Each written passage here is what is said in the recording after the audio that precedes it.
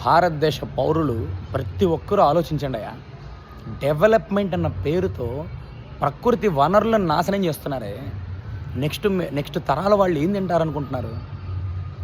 Development అన్న పేరుతో వ్యవసాయ పంట భూములన్నీ నాశనం చేస్తున్నారు. నెక్స్ట్ తరాల వాళ్ళు ఏం పండించుకొని తింటారయ్యా? ఇండస్ట్రీలు తింటారా? ఏం తింటారు? డెవలప్మెంట్ అన్న పేరుతో పంట భూములు నాశనం చేస్తున్నారు. డెవలప్మెంట్ అన్న పేరుతో వ్యర్థాలని నదుల్లో తాగే నదుల్లో కలిపేసి నదులను కలుషితం చేసేసి తాగడానికి నీళ్లు లేకుండా చేస్తున్నారు. నెక్స్ట్ జనరేషన్కి ఏమి దొరకవు, అయిపోయింది. ఇంకొక 10 ఏళ్లే మీరు తాగడానికి నీళ్లు. ఇప్పటికే బాటిళ్ళల్లో కొనుక్కుంటున్నారు.